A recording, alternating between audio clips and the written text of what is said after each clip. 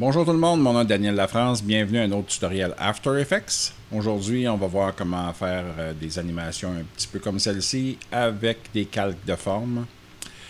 C'est surtout un tutoriel pour comprendre comment les calques de forme fonctionnent. Donc, je ne referai pas nécessairement cette animation-là, je vous mettrai plutôt le projet dans Dropbox, puis un lien pour aller le chercher là, si vous voulez vous amuser avec. Maintenant, je vais vous montrer un petit peu avec une autre composition comment on va se servir de ces calques de forme-là pour créer des animations comme ça. Donc, on va renommer. Et voilà, tutoriel calque de forme. Voilà. On va se créer un solide qui va être notre arrière-plan.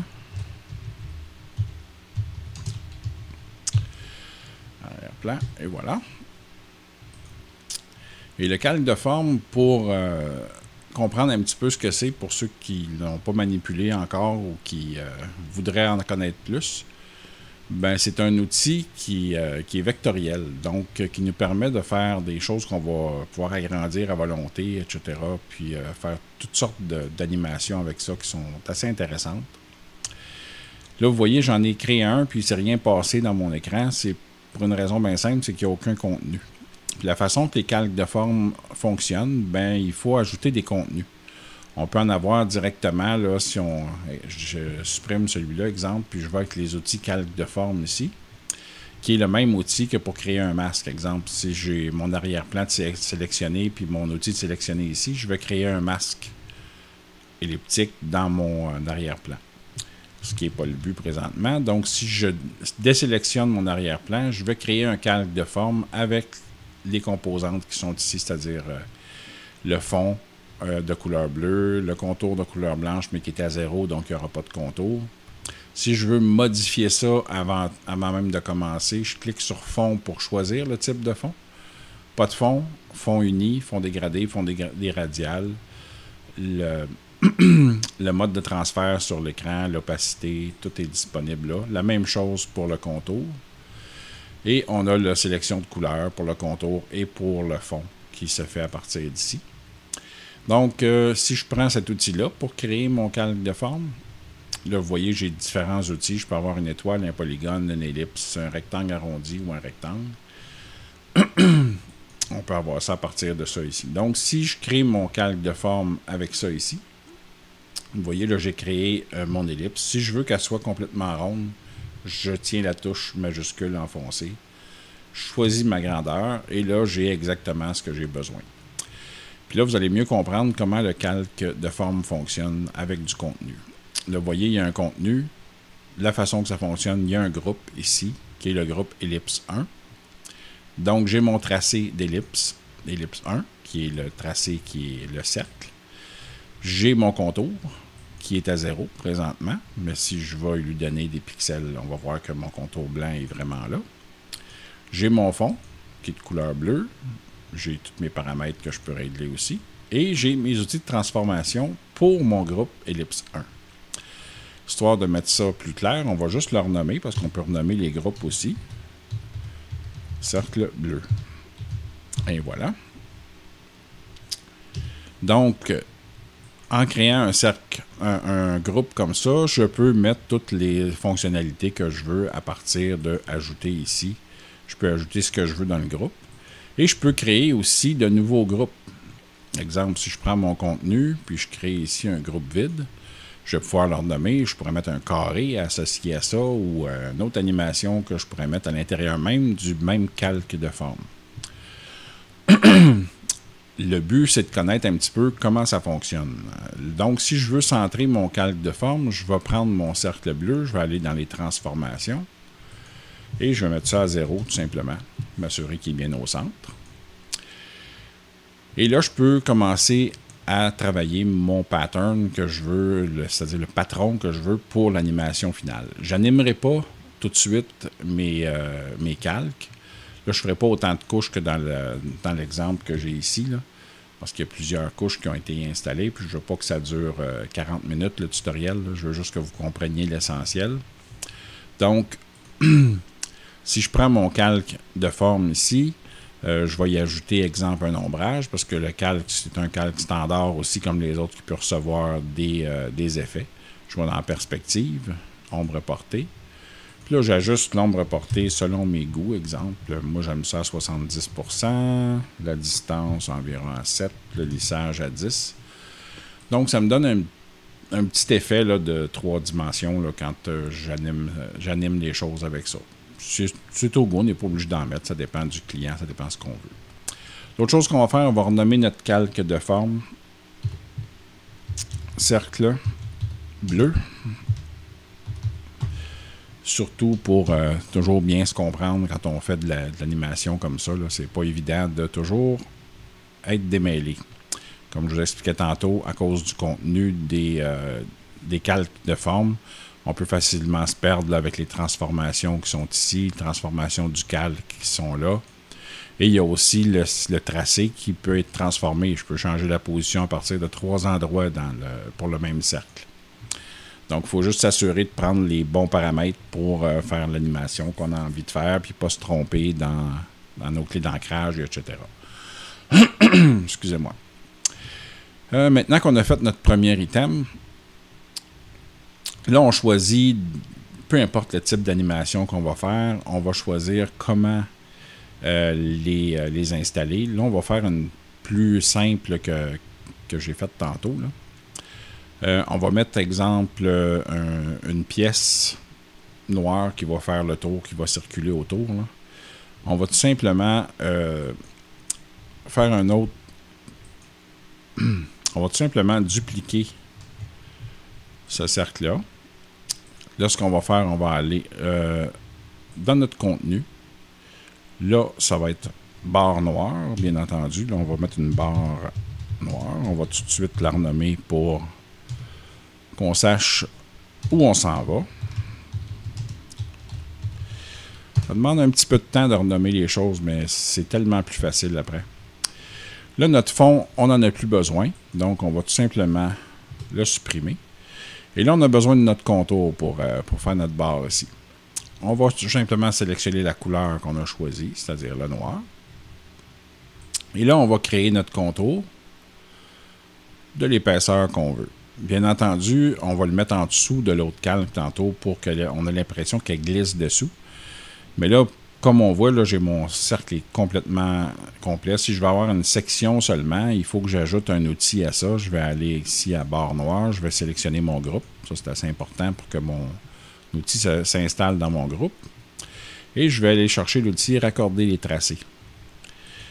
Lui, ce qu'il fait, il me permet de décaler l'endroit où ça va commencer et finir. Là, ici, j'ai mon début et ma fin. Et voilà. La même chose ici, si je veux aller de l'autre côté. Et si je mets ça à 0 complètement, ben là, je peux le faire apparaître en animant ça avec des clés d'ancrage. Et, exemple, je peux décaler le tout le tour de mon cercle. Donc, vous comprenez que c'est assez versatile comme outil. Alors, ce qu'on va faire, c'est qu'on va tout simplement se faire une bande à peu près d'une largeur comme celle-là. On va prendre notre tracé, on va l'agrandir un petit peu. On va toujours toucher à notre cercle. Et on va venir mettre ça dessous le cercle bleu. Donc, quand la barre va tourner tantôt, on va tout simplement avoir l'impression qu'elle glisse sur un pivot en dessous de notre premier cercle. Ensuite, on va se mettre une autre... On va dupliquer notre barre noire, parce que là, on a besoin d'un contour. Donc, vous allez comprendre que si on a besoin d'un cercle plein, on va dupliquer le cercle bleu ou la barre noire ou les autres qui seront faits à ce moment-là. Toujours pour avoir le moins de travail possible, on va servir beaucoup de duplication. Donc, je vais dupliquer la barre noire en faisant CTRL-D. Je vais la renommer ligne blanche. Pas linge, mais ligne.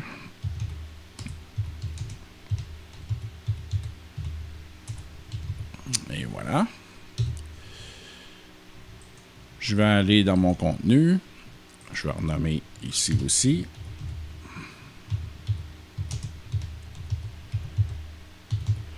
Histoire de bien me comprendre quand je fais mes animations. Mon contour, je vais aller choisir ma couleur parce que là, je la veux blanche. Et là, je vais diminuer la largeur de ma ligne pour avoir une ligne plus fine qui va venir se promener autour. Et le raccorder, les tracés, je vais le faire un petit peu plus long, histoire que ça ne soit pas nécessairement identique. On va dupliquer ça encore une fois parce qu'on veut avoir deux lignes qui vont s'entrecroiser, c'est-à-dire qui vont faire le tour là, à sens inverse. Donc, on va tout simplement faire CTRL-D. Et la seule chose qu'on va faire avec la deuxième ligne blanche, c'est qu'on va venir ici dans notre tracé et on va tout simplement l'agrandir pour avoir une deuxième ligne ici. Donc, ça nous donne déjà une petite idée de ce que notre animation va avoir l'air. Ensuite de ça, j'ai besoin d'un autre contour. Donc, je vais dupliquer celui-là encore. Et là, je vais le mettre au-dessus du cercle bleu. Et là, je vais l'appeler celui-là anneau bleu.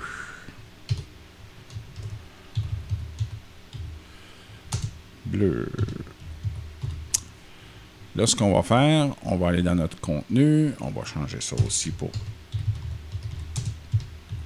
anneau bleu. Et on va aller dans notre raccorder les tracés, mettre ça à 100%. On va changer notre dimension.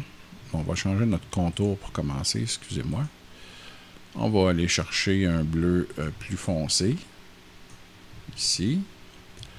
Là, les couleurs, ça dépend de vous. Là. Moi, j'y vais rapidement, là, juste pour vous montrer l'essentiel. Et on va élargir notre contour. Une bande un petit peu plus épaisse. Puis on va rapetisser pour venir couvrir le bleu entièrement ici, pour que ça soit par-dessus comme ça. Donc vous commencez à comprendre le principe. On les installe couche par couche. On les anime pas tout de suite. On fait juste placer nos pions pour être capable de faire quelque chose de beau tantôt. On va dupliquer notre anneau bleu. On va aller changer seulement sa dimension. Ici. Et voilà, on va la rapetisser pour se faire une espèce de petit chemin entre les deux où on va faire circuler d'autres bandes comme la noire. Donc, si je fais circuler une bande comme la noire, je vais tout simplement prendre ma bande noire, la dupliquer. Je vais l'amener entre en dessous des anneaux puis du cercle parce que c'est là que je veux l'avoir. Je vais aller là-dedans, je vais changer la couleur, pour exemple, jaune. Donc, je vais faire renommer ici.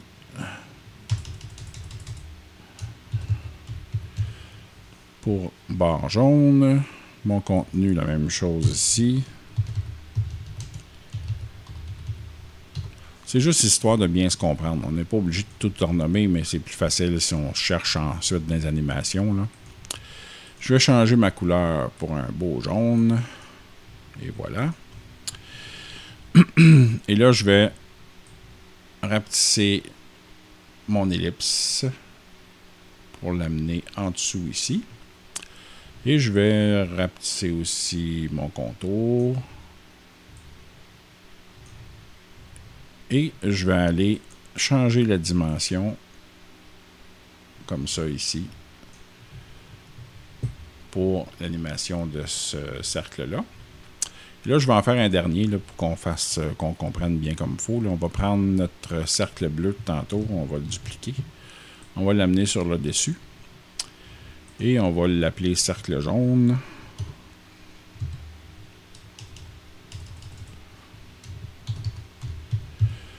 Et voilà, on va faire Enter.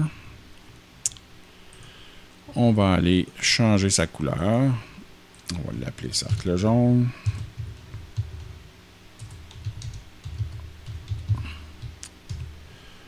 On va aller, pas dans le contour, mais dans le fond, changer ça pour notre jaune. Si on veut s'assurer d'avoir le même jaune, on va le laisser comme ça pour tout de suite, là.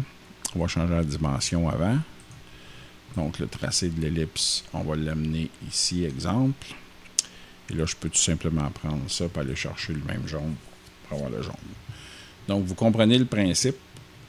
on les met un par-dessus l'autre dans l'ordre que l'on veut. Puis là, après ça, ce qu'il nous reste à faire, c'est on peut aller avec autant de couches, autant d'imagination qu'on a. Si on veut faire tourner, bouger ces choses-là, etc. Là, on va commencer par les rotations, ce qui doit tourner, puis à quelle vitesse. On va tout simplement prendre notre barre jaune. On va appuyer sur R pour les outils de rotation, puis on va lui mettre une expression. En pesant sur Alt, puis en cliquant sur le chronomètre, ça ouvre la boîte à expression. Puis là, on va tout simplement écrire Time multiplié par 50. Enter. Puis ça, ce que ça fait, quand ma bande avance, ben, elle va tourner à une vitesse donnée par je pense que c'est 50 pixels ou quelque chose comme ça. Je ne sais pas la formule exacte. Mais ça fonctionne. Maintenant, si je veux faire tourner la ligne blanche, la première ligne blanche, puis je la veux dans l'autre sens, ben, ce que je vais faire, c'est que je vais tout simplement faire rotation. Je vais appuyer sur le chronomètre en appuyant sur Alt. Je vais faire Time, multiplier. Puis là, je vais faire moins 70. Là, je change la vitesse et je change la direction de la rotation. Donc, ça ne sera pas la même vitesse et pas la même... c'est-à-dire pas la même direction. Parce que je suis allé côté négatif. Ligne blanche de l'autre côté, je vais faire la même chose. Je vais aller en rotation. Je vais Alt chronomètre pour mettre mon expression. Oups. Time multiplié par, celui-là, il va de façon positive à 60. Donc, on va avoir ici les lignes comme ça qui vont se croiser à des vitesses différentes avec la petite barre jaune qui se promène. Il me reste la barre noire à animer. Et voilà, barre noire, où es-tu? Oui, c'est important de renommer ces choses. Et voilà, time. Elle, on va la faire tourner dans le côté négatif, dans le sens contraire. Puis on va la faire tourner à 100. Donc, si on regarde, mes barres tournent dans des sens différents, les lignes aussi. Donc, ça donne une animation qui est dynamique. Et là, ben, je peux faire animer mes cercles aussi de la même façon que j'ai fait là, dans mon animation ici. Ce qui est important de retenir, les petits trucs que je vais vous donner, là, je vais faire U pour vous montrer ça. Quand je veux inverser l'animation, tout ce que j'ai à faire pour inverser l'animation, c'est simple. C'est que je vais copier. Je vais prendre l'exemple ici sur les anneaux de tirets bleus. Ça, c'est la première couche sur le dessus. On voit ici, là, ils sont apparus avec cette animation-là ici. Si je veux changer ça pour les faire disparaître comme ils ont disparu ici, puis qu'ils s'en vont tout. Mais je dois simplement inverser l'animation. Ce que je fais, c'est que je copie les points d'ancrage, je les colle, et je clique sur le bouton de droit. Je vais sur Assistant d'images clés et je fais inverser les images clés. Donc, ce que ça me donne dans mon animation, c'est que là, c'est rentré et là, ça va sortir. De la même façon que c'est rentré. On va déliter ça tout simplement. Et voilà. Alors, vous comprenez l'essentiel de l'animation avec les calques de forme.